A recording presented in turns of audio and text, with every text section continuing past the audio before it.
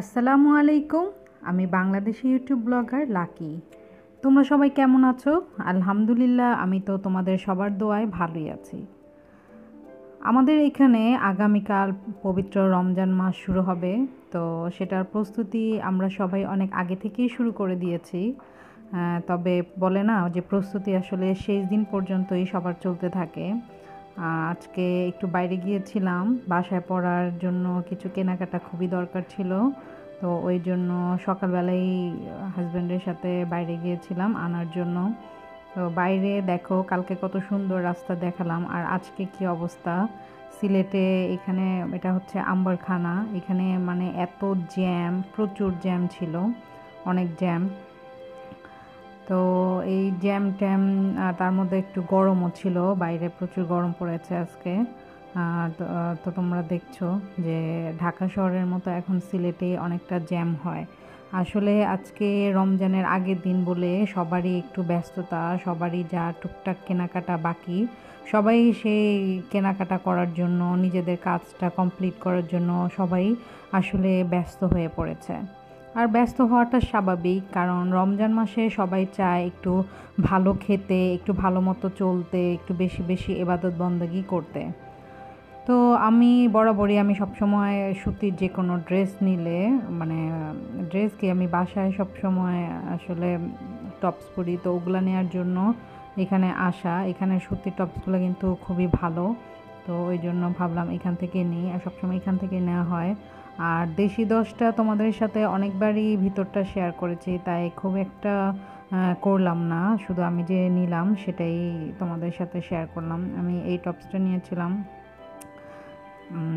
বাসায় আসলে প্লাজো আর টপস পরতে আরাম এই গরমে। তো তোমাদের আশা করব তোমাদের সবারই প্রস্তুতি মোটামুটি শেষ, আমারও প্রস্তুতি শেষ। এখন প্রস্তুতি হচ্ছে সারা রমজান ভরে কিভাবে ইবাদত বন্দেগি করব, আর কোরআন শরীফ দিব, বেশি বেশি নামাজ পড়ব, রোজা রাখব, আর অসহায়কে সাহায্য করব। আর সবচেয়ে বড় যেটা মেন হচ্ছে জাকাত ফিতরাটা আমরা ঠিকমতো দেওয়ার চেষ্টা করব। কারণ জাকাত মানে হচ্ছে কিন্তু পবিত্রতা, যেটা সম্পদকে পবিত্র করে দেয়। আর আমরা যারা নাকি ধনী রয়েছে, যাদের সামর্থ্য রয়েছে, এটা তাদের উপর কিন্তু গরিবদের হক। সো আমরা জাকাতটা ঠিকমতো দেওয়ার চেষ্টা করব। তো আমি তোমাদের সাথে একটা রান্না শেয়ার করব, সেটা হচ্ছে কাঁঠাল বিচি দিয়ে শুটকি। এটা কিন্তু খুবই টেস্ট, আর এটা হলে কিন্তু আর অন্য কিছুই লাগে না। আর ভোর রাত্রের জন্য তো আলাদা করে রান্না করতেই হবে, এর জন্য ভাবলাম এটা করি। আর মাংস রান্না করেছি, তো মাংস তো তোমরা সবাই জানো কিভাবে রান্না করতে হয়, এই জন্য আর তোমাদের সাথে শেয়ার করিনি। এখন তোমাদেরকে এটা দেখাবো, কারণ এটা আমার কাছে মনে হলো যে একটু আনকমন, অনেকে খায় কিনা জানি না। তো দেখো, কাঁঠাল বিচি দিয়ে যেহেতু শুটকি রান্না করব, আর যে কোনো শুটকি তরকারিতে কিন্তু অবশ্যই রসুনটা একটু পরিমাণে বেশি দিতে হবে, আর রসুনটা মাস্ট। তোমরা এই ক্ষেত্রে আমি এটা কুচি করে কেটে নিয়েছি, কিন্তু তোমরা যদি চাও তাহলে রসুনের পেস্টও ইউজ করতে পারো। তো আমি এখানে রসুন দিয়ে নিয়েছি অনেকগুলো, আর দিয়ে দিব পেঁয়াজ। দিয়ে আমি রসুন আর পেঁয়াজটা হালকা ব্রাউন করে নিব। এটা খেতে কিন্তু খুবই মজা, আর কাঁঠালের বিচিতে কিন্তু প্রচুর পুষ্টি থাকে। আর রমজান যেহেতু আসছে, এই সময় কিন্তু আসলে খেতে ভালো লাগে না। যখন রোজা থাকি, যখন সামনে ইফতার থাকে, তখন মনে হয় এটা খাবো, ওটা খাবো, সেটা খাবো, সব খাবো। কিন্তু ইফতারের পর আসলে শরবতটা খাওয়ার পর, খেজুরটা খাওয়ার পর আর কোনো কিছুই ভালো লাগে না। আর আমরা রমজানে যেটা মেন, যে শেষ রমজানের যে 10 দিন, সেটার জন্য আমরা সবসময় কিন্তু প্রস্তুতি থাকবো। আর রমজান মাসটা কিন্তু মাগফিরাতের মাস, আমরা এই মাসে চেষ্টা করব আমাদের যত ভুল ত্রুটি যা আছে আল্লাহর কাছ থেকে ক্ষমা চেয়ে নিতে। তো এখন আমি দিয়ে দিলাম পরিমাণ মতো লবণ, লবণটা দিয়ে দিয়েছি, এতে করে পেঁয়াজটা তাড়াতাড়ি নরম হয়ে ব্রাউন হয়ে যাবে, সময়টা একটু কম লাগবে। তো তোমরা যারা আমার চ্যানেলটি দেখছো তারা অবশ্যই আমার চ্যানেলে লাইক কমেন্টস করবে যদি ভালো লেগে থাকে। আর যারা সাবস্ক্রাইব করোনি এখনও, তারা আমার চ্যানেলটি সাবস্ক্রাইব করে বেল আইকনটি ক্লিক করে নেবে।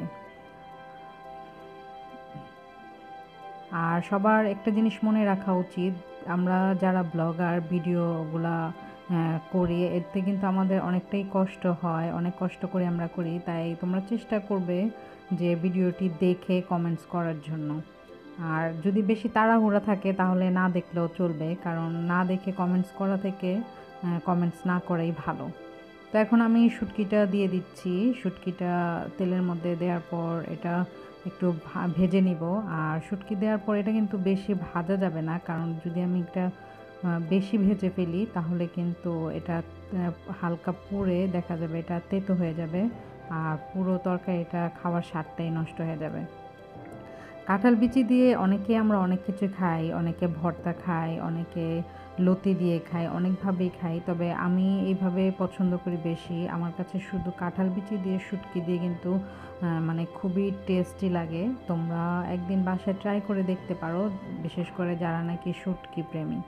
কারণ অনেকেই হয়তো শুটকি পছন্দ করে না, আর অনেকে রমজান মাসে শুটকিটা একদমই খায় না, অ্যাভয়েড করে।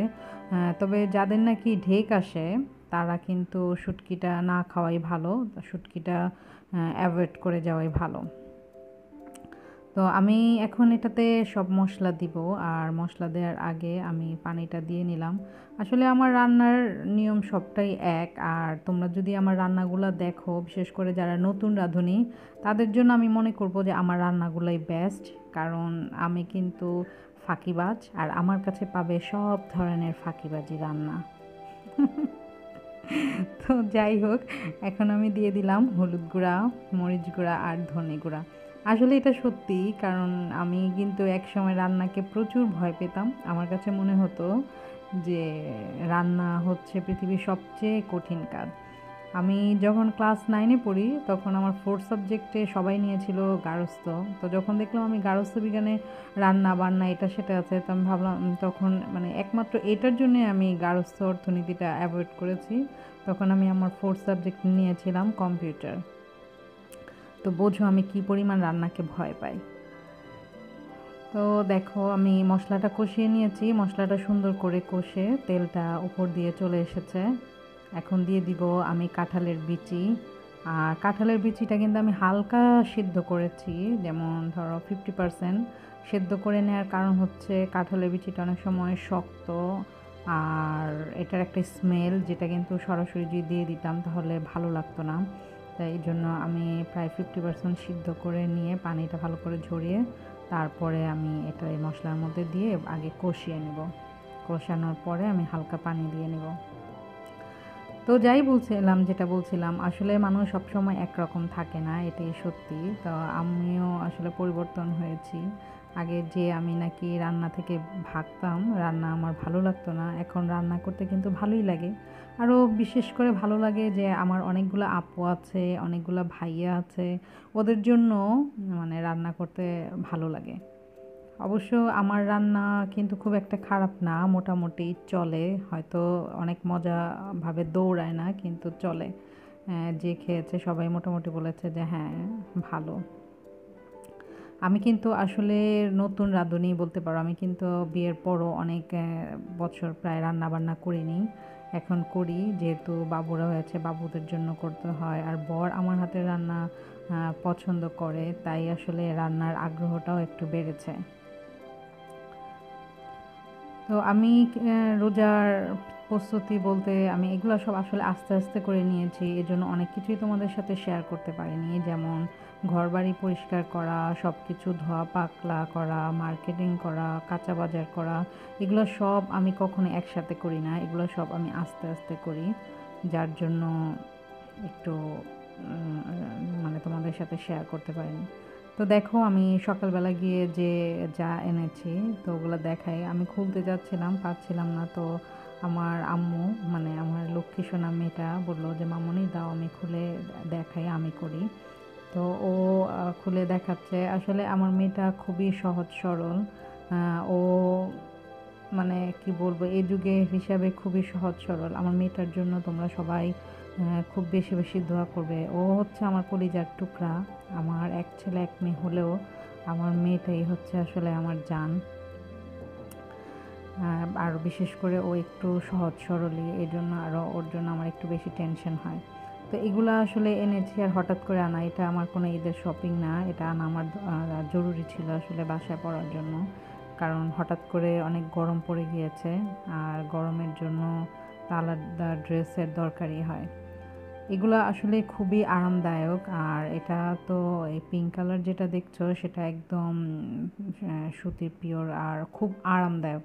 আসলে দেশি কাপড়গুলো কিন্তু খুবই ভালো হয়। আমরা তো ইন্ডিয়ান, চায়না, বাইরের কাপড়ের প্রতি ঝুঁকি, কিন্তু অরিজিনালি কিন্তু আমাদের বাংলাদেশের কাপড়গুলো কিন্তু সবচেয়ে বেশি ভালো। তো যাই হোক, শপিং টপিং একটু করা হলো। এটা হচ্ছে বোনাস শপিং। এটা হাজব্যান্ডকে আগে বলে দিয়েছি, এটা কিন্তু ঈদের শপিং না, এটা কিন্তু ঈদের থেকে মাইনাস হবে না, এটা ঈদের লিস্টে আসবে না। তো তোমরা বলবে আমার শপিংটা কেমন হলো, তোমাদের কাছে ভালো লেগেছে কি না। আর আমার ব্লগ ভালো লেগে থাকলে অবশ্যই আমার সাথে থাকবে, আমিও তোমাদের সাথে থাকবো। আর যেটা আর একটা, এই যে দেখছো এটা হচ্ছে ডাল। এই ডালটা সিলেটে পাওয়া যায় না, এটা আমি ঢাকা থেকে আনিয়েছি। এটা হচ্ছে মটর ডাল বলে আমাদের এখানে। এখানে অনেকে খেসারি ডাল বা মুসুরি ডালের বড়া খায়, কিন্তু আমরা এই মটর ডালের বড়া খাই অথবা মুসুরি ডালের বড়া খাই। তো এগুলো আমি ঢাকা থেকে 4 কেজি আনিয়ে নিয়েছি মটর ডাল। তোমরা দেখো এই ডালটাকে চেনো কি না। এখানের মানুষ তো চেনে না, মটর ডাল বললে ডাবলি ডাল আরও কী ডাল বের করে দেয়। আর আমি কিছু নারিকেল কুড়িয়ে রেখেছি, কারণ রমজানের সময় দেখা যায় নারিকেল লাগবে, তখন কিভাবে করব। যাই হোক, তোমরা সবাই ভালো থেকো, আমার জন্য দোয়া করো। আল্লাহ হাফেজ।